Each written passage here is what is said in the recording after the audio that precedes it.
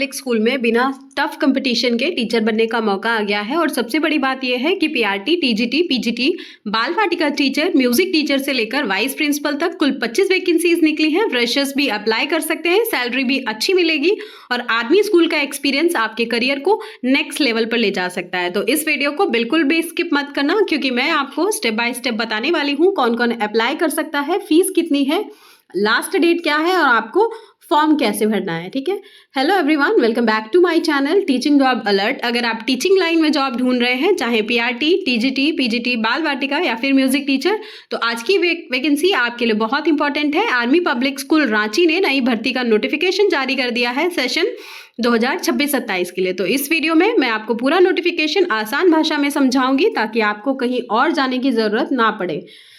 तो सबसे पहले बात करते हैं हम वैकेंसीज की।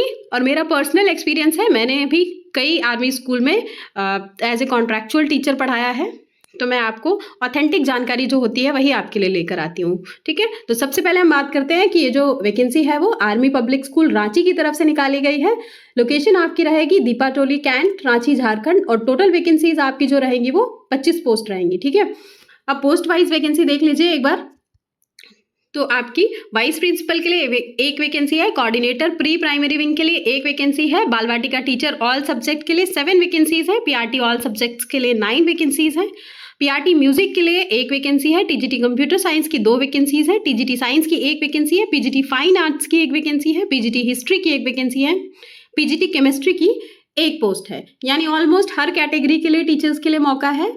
तो अब बात करते हैं कि कौन अप्लाई कर सकता है। तो अगर आप पीआरटी के लिए अप्लाई करना चाहते हैं तो ग्रेजुएशन में आपके मिनिमम 50% मार्क्स होने चाहिए, साथ में डीएलएड या फिर बीएलएड होना चाहिए। सीटेट भी मांगा गया है, इंग्लिश मीडियम टीचिंग प्रोफिशिएंसी भी कंपलसरी है। नेक्स्ट हम वाइस प्रिंसिपल की क्वालिफिकेशंस की बात कर लेते हैं। Should have master's degree with BEd, should have been PGT in recognized school for 3 years in the last 10 years। पिछले 10 सालों में से आपने किसी भी स्कूल में एज ए PGT काम किया हो 3 साल तक। And total teaching not less than 9 years। और टोटल जो आपका टीचिंग एक्सपीरियंस है वो 9 years से कम नहीं होना चाहिए। आपकी मैक्सिमम एज 55 years होनी चाहिए। एंड एक्स सर्विसमैन जो है वो बिलो 58 years के होने चाहिए। ठीक है, आपकी 58 से एज ज़्यादा नहीं होना चाहिए और आपको कंप्यूटर का भी नॉलेज होना चाहिए। ठीक है, नेक्स्ट हम बात कर लेते हैं पीजीटी की। तो पीजीटी के लिए जो एसेंशियल क्वालिफिकेशंस है उसमें आपका 2 years का इंटीग्रेटेड पोस्ट ग्रेजुएट, आप एमए या फिर एमएससी हो, आप कंसर्न सब्जेक्ट में एमए या फिर एमएससी होने चाहिए विद एग्रीगेट 50% मार्क्स। आपके 50% मार्क्स होने चाहिए।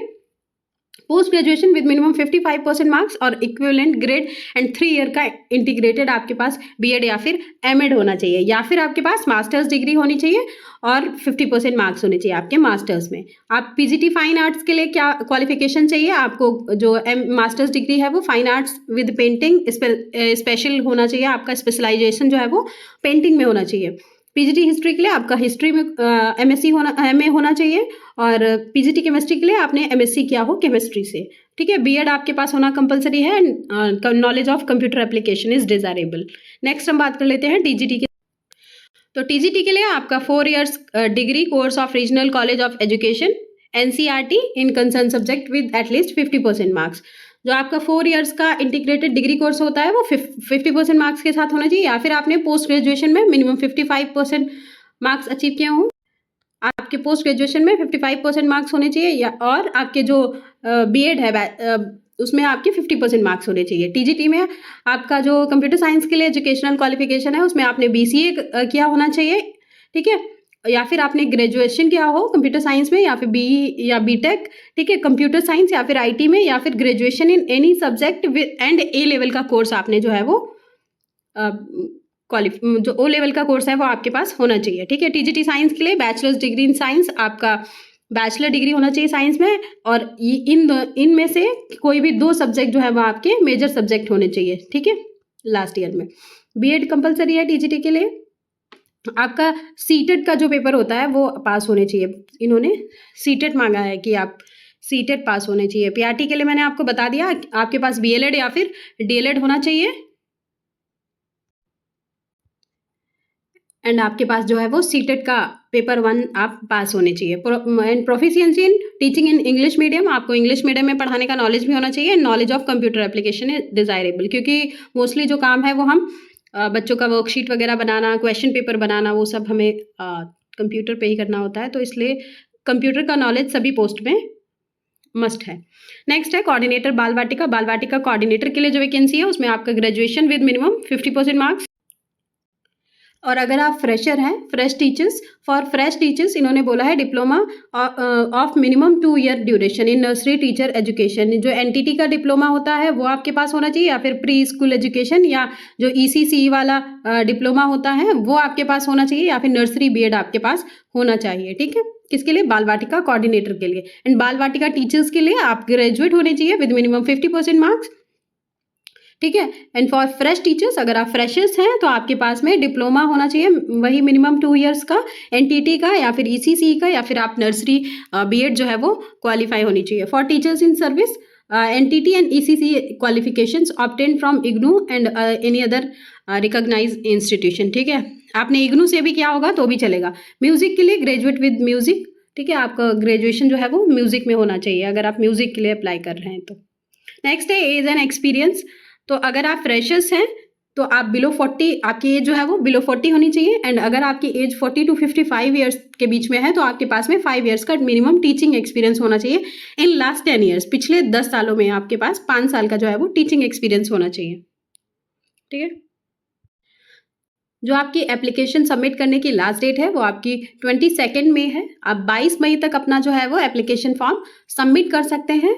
और आपका जो एप्लीकेशन फॉर्म रहेगा वो आपको साइट से डाउनलोड करना पड़ेगा। उसके साथ में आपको सारे अपने रिलेवेंट डॉक्यूमेंट्स लगाने पड़ेंगे, और उसके साथ DD of 250 rupees in favour of army public school Ranchi. ठीक है, आप किसी भी आर्मी स्कूल में अप्लाई कर रहे हैं तो आपको 250 रुपये का डीडी लगाना कंपलसरी होता है।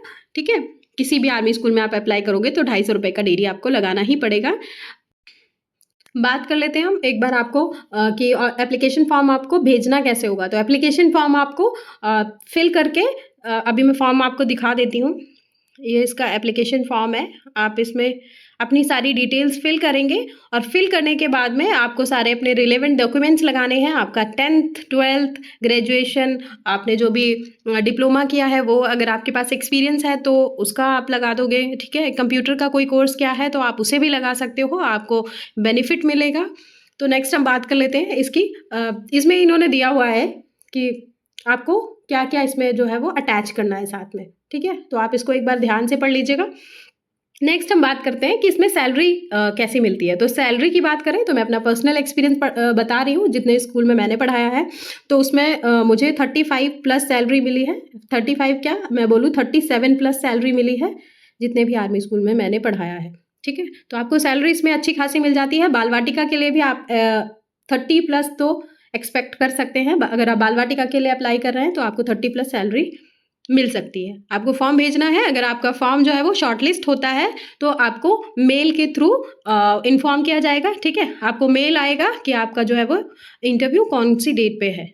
ठीक है, बहुत से लोग पूछते हैं कि आर्मी स्कूल को क्यों ज्वाइन करें। तो देखिए, रिस्पेक्टफुल जॉब प्रोफाइल होती है, अच्छा वर्क इन्वायरमेंट भी होता है, फ्यूचर एक्सपीरियंस वैल्यू भी होती है।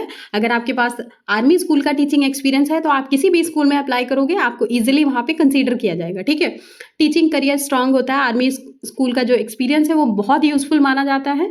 इसीलिए अगर आपकी क्वालिफिकेशन मैच करती है तो आप डेफिनेटली अप्लाई कीजिए। अगर आपको ये जानकारी यूजफुल लगी हो तो वीडियो को लाइक कीजिए, और ऐसे ही latest teaching and non teaching vacancies की अपडेट्स के लिए चैनल को सब्सक्राइब जरूर करें। नीचे कमेंट करके बताइए कि आप किस पोस्ट के लिए अप्लाई करने वाले हैं। मिलते हैं नेक्स्ट वीडियो में नेक्स्ट लेटेस्ट वैकेंसी के साथ। Thanks for watching.